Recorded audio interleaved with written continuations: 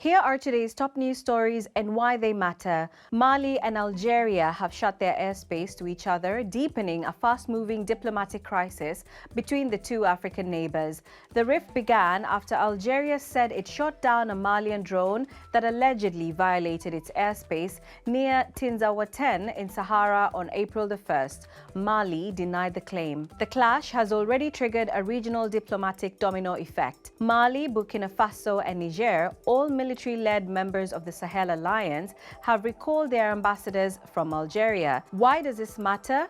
This isn't just a border spat. The fallout threatens to undermine the fragile regional cooperation as these Sahel countries battle insecurity, terrorism, and humanitarian crisis. The fight bans could disrupt cross-border trade, humanitarian aid, and security coordination, especially in counter-terrorism efforts as both countries play strategic roles in the region. Neither the African Union nor ECOWAS has stepped in to mediate. However, observers say this could yield little help because trust between the Sahel trio and regional institutions is strained.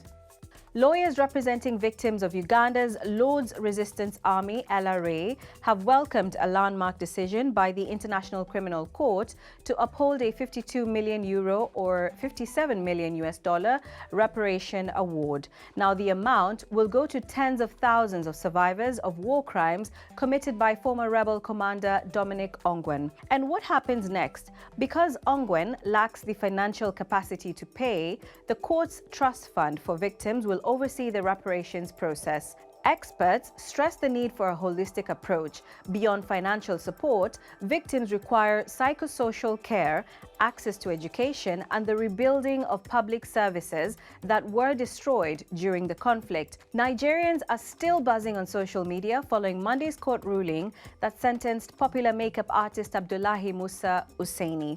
Also known as Amuskap, the artist was slapped with a 6-month prison sentence for abusing the national currency during his wedding celebrations. The case has reopened a familiar debate. Where does habit or tradition end and legal enforcement begin? And was a crime a case of celebrating too loudly? Known locally as spraying, the gesture is deeply ingrained in Nigerian party culture. But under Nigeria's 2007 Central Bank Act, such displays are classified as defacing the naira, a criminal act punishable by fines or imprisonment. The Economic and Financial Crimes Commission, EFCC, has ramped up enforcement since last year, cracking down on high-profile individuals to discourage the practice. But to understand more about this, here is colleague Chinaza Samuel. Chinaza, for many Nigerians, is spraying money part of the tradition? Well, spraying is seen as a social norm, especially at parties, weddings, and birthdays. It's been happening for ages, but despite its cultural relevance, it's technically illegal and can lead to serious legal consequences, as we're now seeing with Abdullahi. But not just Abdullahi, but every other person who's faced similar charges.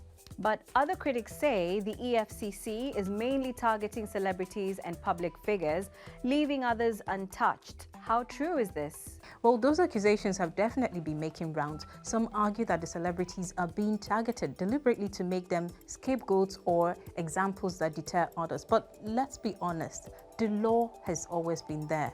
The difference now is that enforcement is getting stricter.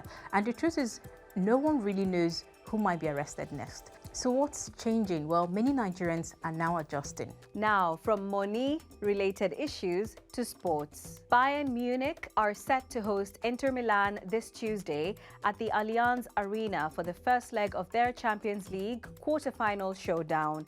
The Bavarians aim to secure a strong position ahead of next Wednesday's return leg in Italy. Meanwhile, Arsenal are gearing up for a historic clash against Real Madrid, marking their first encounter in 19 years.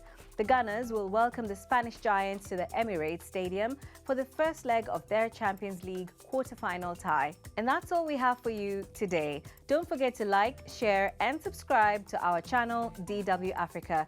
Leave some of your comments below as well. I'm Lucy Riley.